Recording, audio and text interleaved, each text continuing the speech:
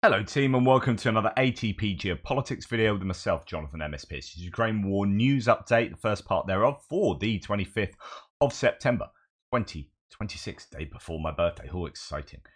Right, I've got a jam-packed couple of videos for you. I've got 54 tabs open, I think, so goodness me, there's a lot to talk about as ever.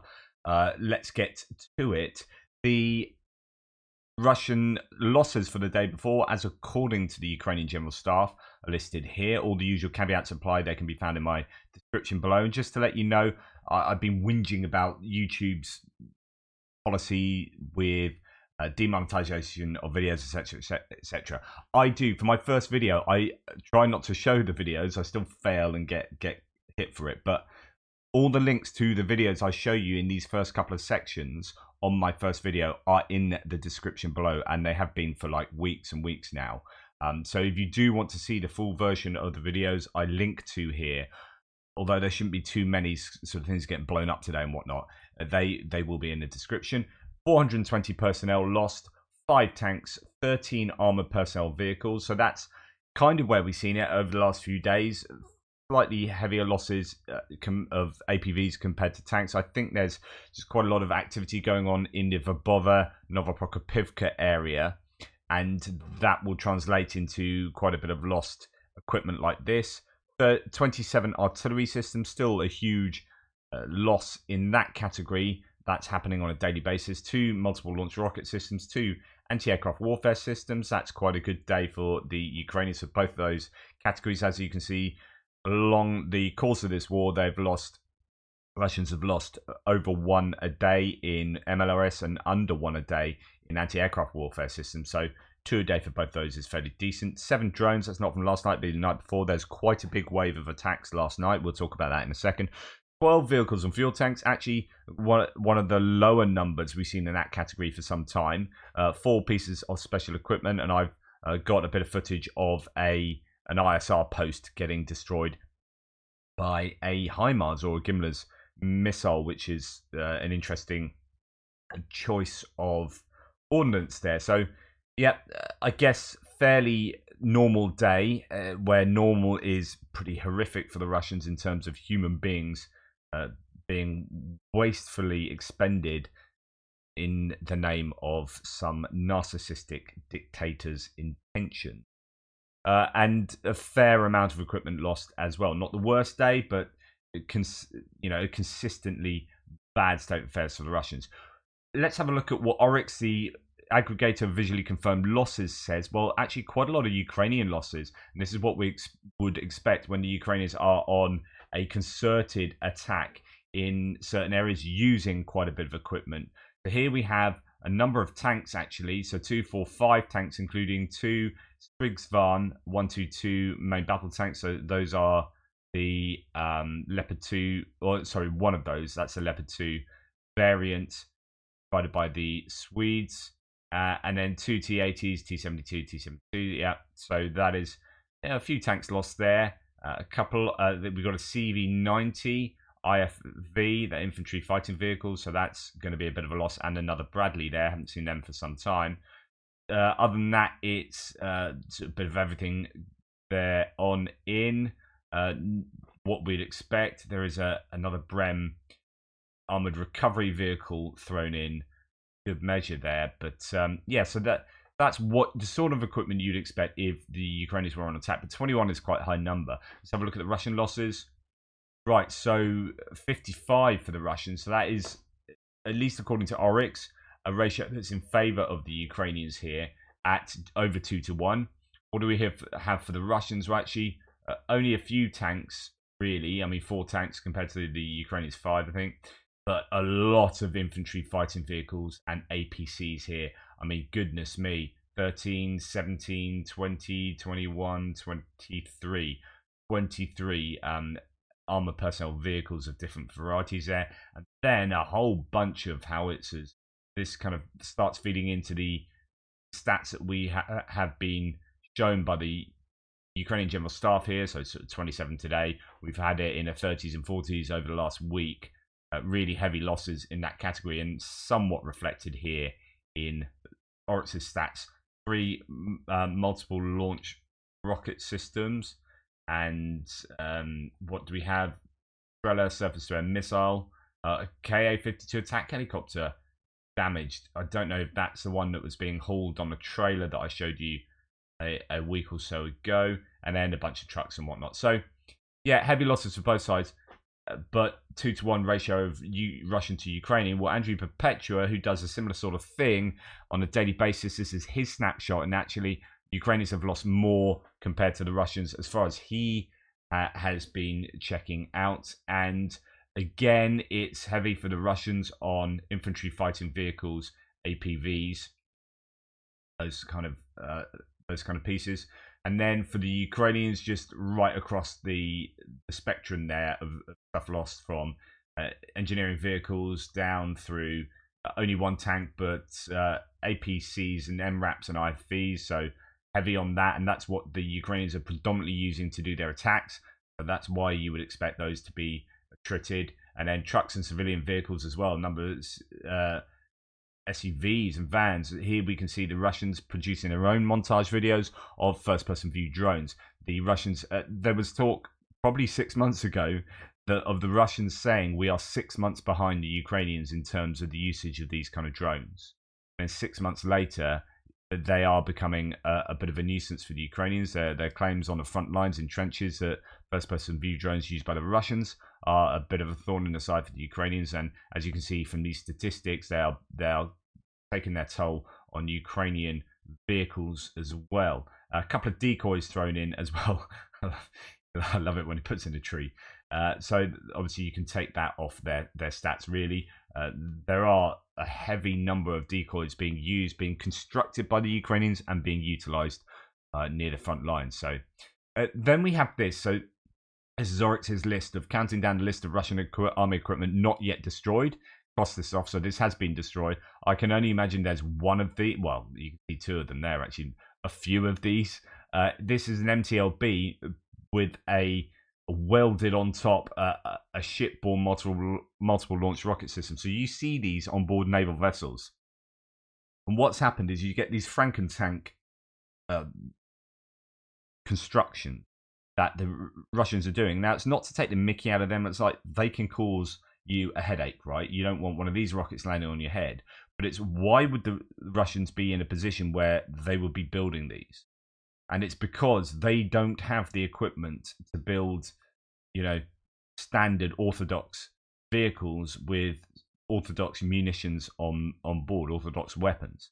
What they're having to do is go to the scrap yards, find scrapped naval vessels or naval armaments that haven't been utilized, pick them up and whack them on an armored personnel carrier. And then suddenly they have this Frankentank vehicle. It's not that it can't do a job, it's that they're in a desperate enough situation to have to do that. That is what it reflects. Anyway, Trent Telenko says, adapting shipborne rockets to MTLB is an amazing way for the Russians to advertise that they are a normal artillery shell and rocket supply constrained. So it's not just that they maybe don't have the weapon systems to put onto to construct normal infantry fighting vehicles and whatnot, but it's that they don't have enough rockets for other systems, but they might have a bunch of rockets for naval armaments, and so therefore that's a sensible thing to put on. But it does, again, it shows that they have these lacks. It's a real challenge, I think, for the Russians. Here we have a direct hit by a Gimler's on an ISR sort of mast. So this is a surveillance post.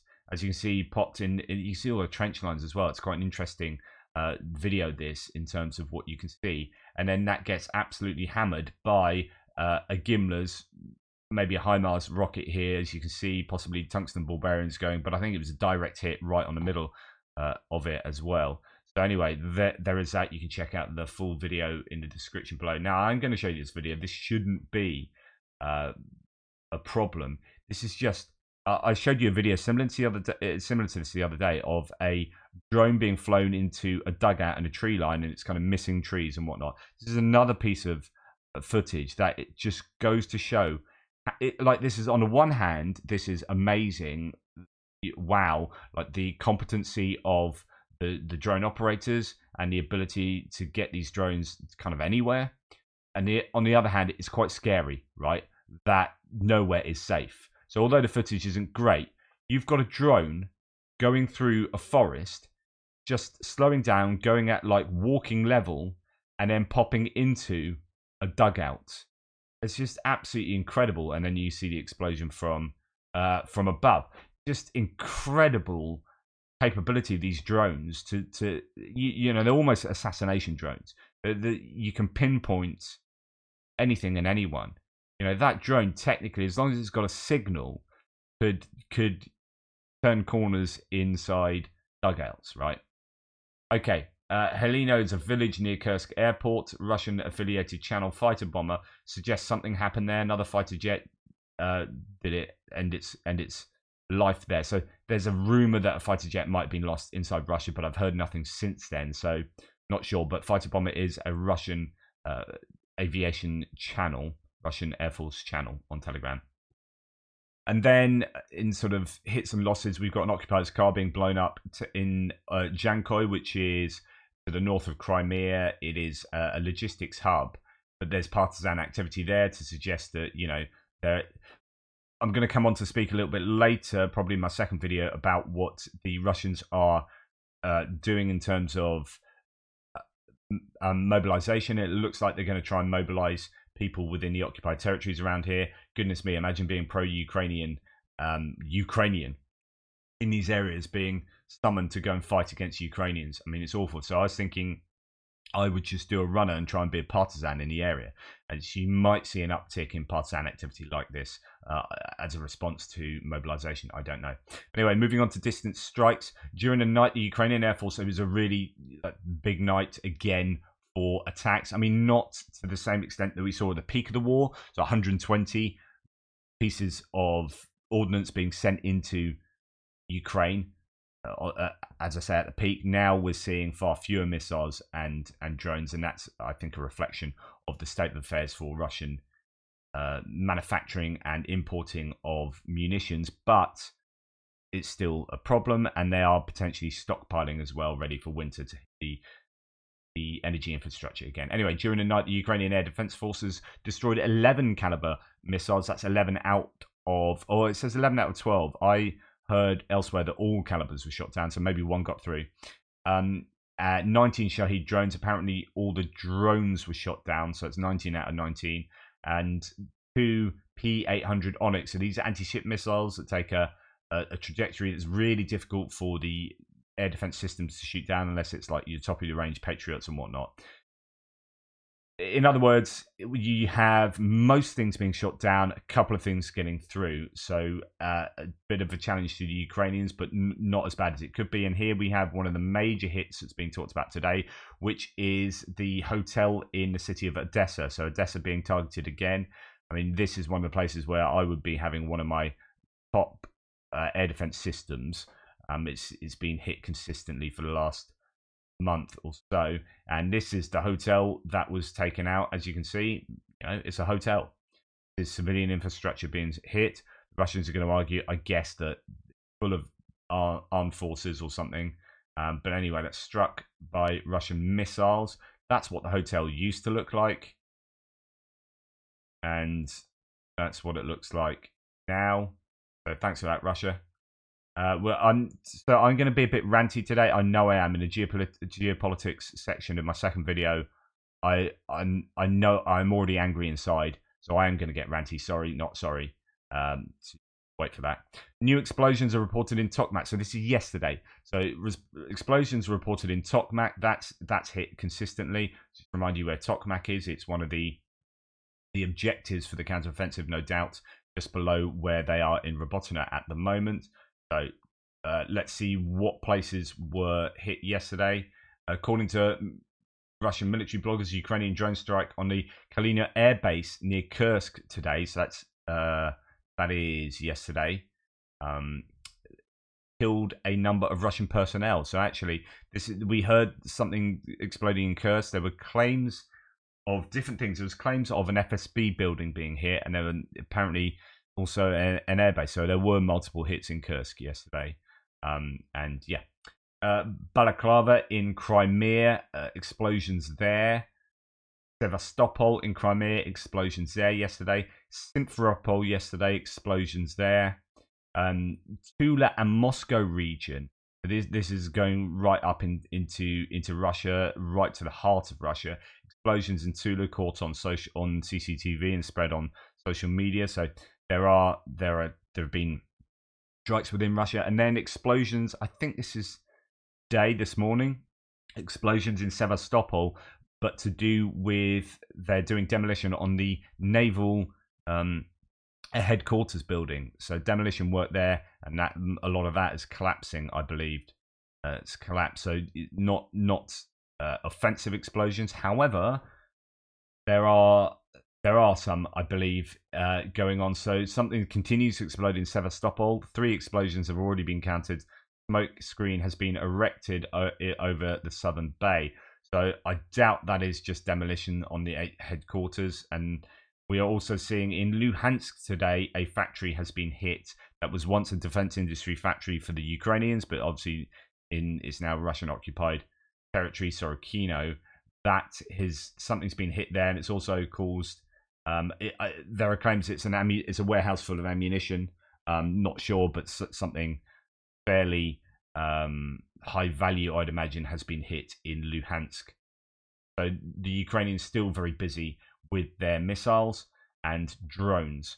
Right, going back to something I said yesterday, this is from Sarin. This is exactly what I said yesterday, but there's just a couple to add on to there. Now, Deputy Governor for Southern Zaporizhia, so Russian Deputy Governor, claims that Ukrainian forces are deploying 10,000 additional troops to the Robotyne axis. They are coming from Velika Novosilka and Lhova areas of the southern front. Ukraine is now fully focused on only one axis of advance. So that was coming from the Russians. I talked about this yesterday. And I think this is both likely and it seems evidenced. So they have pulled troops arguably from Velika Novosilka, and they've pulled troops from the Vasilivka, Kamyanska sector, and they're putting them into really big attacks in the Robotyne area with quite a lot of armored equipment as well. Well, just to add to that, Sarin says a Russian report from the front line. By the way, Vuhledar and Velika Novosilka, I don't know, by the way, is the right acronym there. For the first time in a long time, the Vremysky, so this is Velika Novosilka's site in the Novomayorska area, there's simply silence. No shelling or even attempts by the enemy to drive south of Prechistovo, depending on how you write it. Now, I can't quite work out whether that is a Russian source saying the enemy, the Ukrainians, are silent, or vice versa. But the idea is it's super quiet here, and it's quiet because it looks like they really have sent their troops down to the Robotyne area. And then, lastly, other Russian reports claim the Ukrainian redeployment of 4 brigades from Donetsk southern front towards the Dnipro west bank for a river landing operation. So these are claims then that this is the Donetsk southern front, so that is Velika Novosilka and Vuhledar.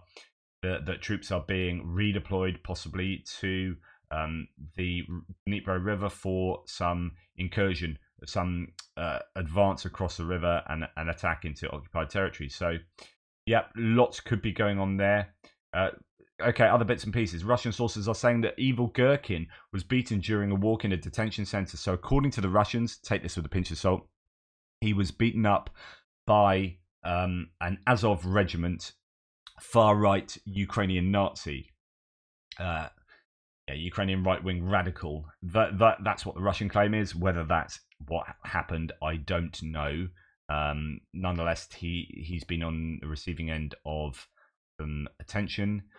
To counter Ukrainian naval drones, Russia has placed layers of barriers, nets, and barges at the entrance to Sevastopol harbour in Ukraine, Crimea. So, as you can see, it's pretty difficult for naval drones to get into Sevastopol. It's well defended now, as you would expect it to be, given that it has been historically fairly vulnerable. So I think most threats are going to come from the air. National Resistance Center, occupation forces, this is what I was talking about, prepare mobilization in Ukraine's south. I should have had this in my military aid section. Russian installed occupation officials are forming a system of military registration of conscripts among the residents of the occupied territories, the National Resistance Center reported. Occupation authorities have reportedly created a so-called federal commissariats in the occupied parts of Ukraine's Kherson and Zaporizhia Oblast. The Kyiv Independent could not immediately verify this information. So if that is happening, will that cause a number of people to actually switch to being partisans? I don't know. And finally, because I don't do the frontline segment for my second video anymore, there is quite a lot to say about the frontline, and there's actually quite a lot of analysis from the ISW that is really interesting. This is one of about 3 threads that I think is worth sharing. I'm just going to share this with you as the last bit for this video, as it's kind of a bit newsy and it gives you a hint of what's going on. So tonight's report covers a very dynamic situation in the ongoing Ukrainian counteroffensive near Orikhiv, so that's the Robotyne area in western Zaporizhia. The tactical situation is likely changing rapidly, and it's too soon to forecast if Ukraine will achieve an operational breakthrough in the sector. Ukrainian forces are attacking along 3 directions within the Orikhiv salient as of September the 24th. Ukrainian forces are conducting attacks from Robotyne against Novoprokopivka, directly into Verbovy's western side and north of Verbovy. Okay, so this is this area. The idea is that 3 areas they don't actually mention Kopani there, where we know that there's activity towards there. This is about into Novoprokopivka, that kind of area, directly into Verbovy, so through the gap where there is no trench lines. They've breached the both sets of trench lines, actually. Well, I guess you could say both trench lines and the Dragon's Teeth. So 3 sets of obstacles, 2 there and then 1 here, and they're kind of going down the trenches here and across the trenches, along the trenches towards Verbovy. So they're trying to get into Verbovy there, but also talking about north of Verbovy as well, sort of between Novoprokopivka and Verbovy, so in this kind of area. And when there was talk about the 56th yesterday being operationally encircled, I was saying I'm not quite sure where they are. I was saying this was most likely. Someone else was saying no, it's down. They're down in Novoprokopivka. And actually, no, it's not. It is up here, apparently, that the 56th is at, and that is where they would be operationally encircled if it happened, but it's unlikely. Anyway, I think they talk about it in this one. Russian sources report that Ukrainian forces broke into Verbovy on September the 22nd and continued attacking the settlement with armoured vehicles as of September 24th. So they've been there for the last kind of 2.5 days now. The Ukrainian forces are also attacking north of Verbovy and could isolate the 56th Airborne VDV Regiment deployed in Novofedorivka. So Novofedorivka here is where the 56th Airborne is. From its sister regiments in the Verbovy area, according to Russian sources. ISW does not assess that an encirclement of the 56th Regiment, VDV regiment, is likely, or because, basically it's quite easy to get out from there. You're not going to encircle them. You'd have to have a really large and very quick pincer to do that, and I don't think that's at all likely. Nevertheless, ISW does not assess the encirclement is likely, although Ukrainian forces may isolate it from the rest of the 7th VDV division if Ukrainians manage to outmaneuver it from Verbovy's north and the regiment inexplicably remains in its current positions. I mean, that's the thing. I mean, in order to be encircled, they'd have to just stay there waiting it out. Nonetheless, a Russian source affiliated with the VDV expressed panic at the prospect of significant Ukrainian advances in the Verbovy area. The ISW's 24th of September update discusses a dynamic situation flooded with contradictory and panicky reports by Russian mill bloggers pursuing their own agendas. Please read. I love this from the ISW because this is epistemic humility. Epistemic humility is where you're humble about what you know and what you don't know. You say, hopefully that's what I do. It's very rarely I go, this definitely happened. I say, well, the Russians are claiming this, Ukrainians are claiming this. Here's a bit of my speculation, but take it with a grain of salt. Pinch of salt, right? So we should be epistemically humble. Epistemology is a study of knowledge and truth in philosophy. But epistemic humility is really important. Please read carefully. Don't take posts or sentences out of context, and be patient as we all work to understand a developing situation. I like that. It's not making grandiose claims, just telling it how it is. Anyway, there's a lot going on there. It is essentially, in fact, as I've said for the last kind of month, this is where it's at, full stop. Like, this is the do or die situation. You've got the best Ukrainian forces and the best Russian forces. You've got the heaviest defenses. In fact, Kenneth Gregg this morning was talking about the Ukrainians hammering at the very heaviest area of the heaviest defenses as well. And he's like, nah. So, you can wonder whether that's the wisest thing to do. But nevertheless, this is where it is at in terms of this counteroffensive. I'm certain. It's remaining sure that epistemic humility is the way forward. This is definitely what's going on. You get my point. Thank you for watching. Please take care. Please like, subscribe, and share. Really appreciate all your support, especially yesterday while I was having my whinge. Thank you very much for the kindness from many of you. I will speak to you in the second part of this news piece in a short while.